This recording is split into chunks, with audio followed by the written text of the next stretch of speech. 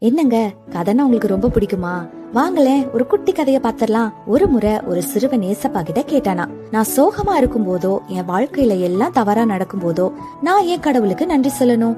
அதுக்கு ஏசப்பா ஒரு கதையின் மூலமா அதை புரிய வைக்கிறாரு. ஒரு காலத்துல ஒரு குட்டி பறவை பாலைவனத்துல வாழ்ந்து வந்துச்சு. அதுக்கு சிறகுகள் இல்ல, சாப்பிட உணவு இல்ல, குடிக்க தண்ணீர் கூட இல்ல. தினமும் அது அழுதபடியே கடவுள்கிட்ட கேக்குமா, நான் ஏன் இப்படி வாழணும் அப்படின்னு. ஒரு நாள் ஒரு தேவதை அந்த வழியாக வந்தாங்க. அந்த பறவை, இங்க எங்க போறீங்க அப்படின்னு கேட்டுச்சான். அந்த தேவதை சொன்னாங்களாம், நான் கடவுளை பார்க்க போறேன். உடனே அந்த பறவை கெஞ்சிக்கிட்டே சொல்லிச்சான், என் கஷ்டம் எல்லாம் எப்ப முடிவுக்கு வரும்னு தயவு செஞ்சு அந்த கடவுள் கிட்ட கேட்டு சொல்றீங்களா அப்படின்னு சொல்லிச்சான். அது மாதிரியே தேவதையும் கடவுள் கிட்ட கேட்டாங்களாம். கடவுள் சொன்னாரா, தினமும் எல்லாத்துக்கும் கடவுளுக்கு நன்றி சொல்லுன்னு. அதே போல அந்த தேவதை அந்த பறவை கிட்ட சொல்லிச்சான். அதுக்கு அப்ப புரியல, ஆனாலும் அது கீழ்ப்படிஞ்சிச்சான்.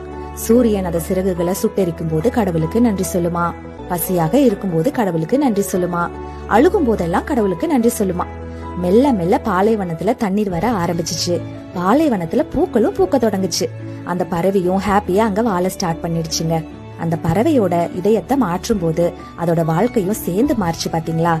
இன்னைக்கும் ஏசப்பா உங்ககிட்ட சொல்றாரு, உங்க வாழ்க்கையில என்ன கஷ்டம் வந்தாலும் நஷ்டம் வந்தாலும் புலம்பாதீங்க. அவருக்கு ஒரே ஒரு நன்றி மட்டும் சொல்லுங்க, உங்க வாழ்க்கைய ரொம்ப பிரகாசமா மாற்றிடுவாரு. கர்த்தரை நான் எக்காலத்திலும் ஸ்தோத்தரிப்பேன், அவர் துதி எப்போதும் என் வாயில் இருக்கும். Download ShareChat.